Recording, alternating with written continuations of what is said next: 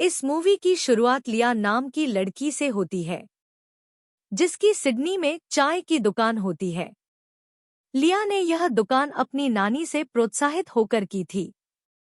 वहाँ एक लड़का बबल टी की डिमांड करता है, जबकि लिया की दुकान में केवल प्राचीन चीनी चाय मिलती है। तो वह ग्राहक वहाँ से चला जाता है। तभी उसका दोस्त मेशन वहाँ आता है। मेशन एक समलैंगिक लड़का है। वह लिया को बोलता है कि हमें भी अपनी दुकान में बबल टी रखनी चाहिए। तब वह मना कर देती है। मेशन लिया को उसकी बहन की शादी के बारे याद दिलाता है। साथ हमें यह भी पता चलता है कि लिया की दुकान ज्यादा अच्छी नहीं चल रही है।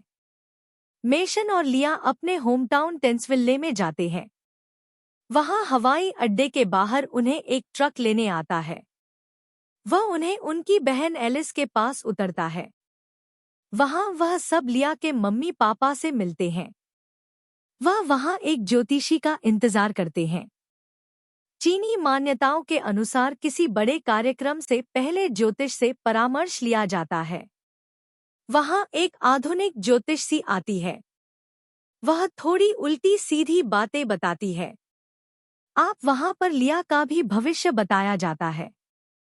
वह ज्योतिषी बताती है कि लिया को शादी से पहले अपना जीवन साथी ढूंढना होगा, तभी उसे व्यवसाय में सफलता मिलेगी।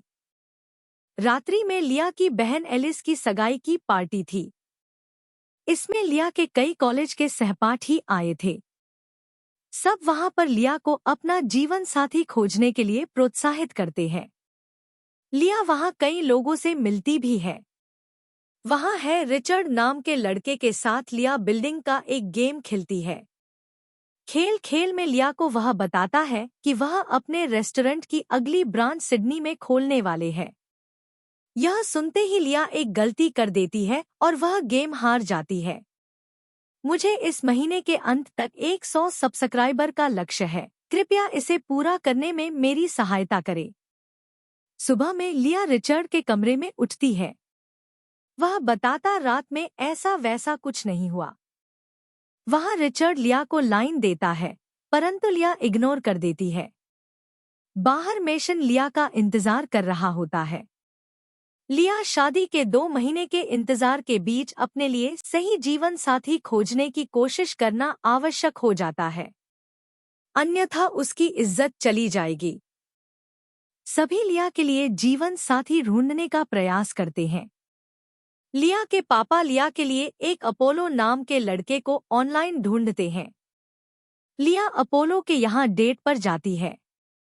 अपोलो अपने बहुत सारे नियमों कायदे वहाँ रखता है, जो थोड़े अजीब और गरीब होते हैं। लिया उसे मना कर देती है। अगले दिन सब लिया से रिव्यू लेने की कोशिश करते हैं। कुछ दिन लिया की मम्मी ने उसके लिए एक डेट का बंदोबस्त किया।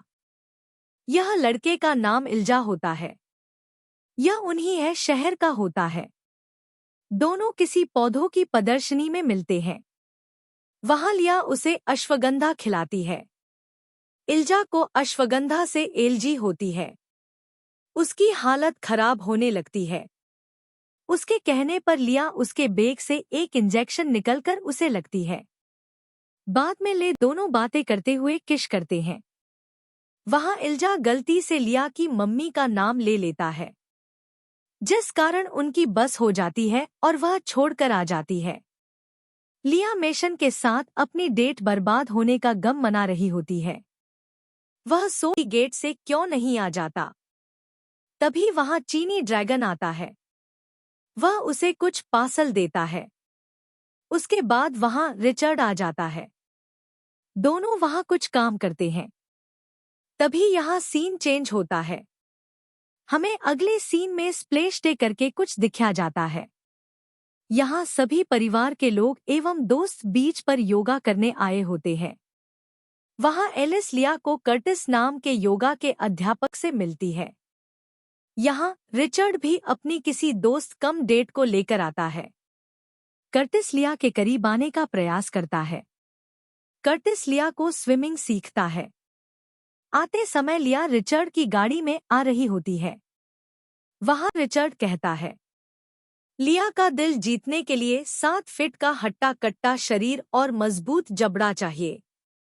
यहाँ इनकी बहस हो जाती है। लिया बताती है कि रिचर्ड और वो साथ में चाय की दुकान खोलने वाले थे। पारिवारिक कारण से उसने ऐसा नहीं किया। इससे दोनों में बहस हो जाती है। लिया नाराज होकर उसकी गाड़ी से उतारकर चली जाती है। अगले सीच रही होती है कि डेट के लिए कोई व्यक्ति में एलिस अपनी वेडिंग ड्रेस पसंद कर रही होती है। वहां लिया सबसे झगड़ा कर देती है। वहां यह भी पता चल जाता है कि लिया की दुकान अच्छी नहीं चल रही है। वह जल्दी बंद हो जाएगी। अगले दिन एक ग्राहक बबल टी खरीदने आता है। वहां लिया और उसके मध्य झगड़ा हो जाता है। वह ग्राहक लिया का एक वीडियो बना लेता है। लिया 3 दिन से दुकान नहीं आई होती है, इसलिए मेशन उसके घर आता है और उसका मन बहलाने के लिए उसे डेट पर ले जाता है। वहां लिया को कुछ आइडिया आता है। वह दुकान में आती है, कुछ बदलाव करती है। अगले दिन लिया की दुकान पर बहुत भीड़ लगती है, क्योंकि लिया का गुस्से वाला वीडियो बहुत ज्यादा फेमस हो चुका था। वहां लिया लोगों को चीन की परंपरागत चाय पिलाती है। बाद में वो एलिस की शादी में जाती है। वहां दोनों बहनें वापस अपने गिले-शिकवे दूर कर लेती है। एलिस की शादी होती है।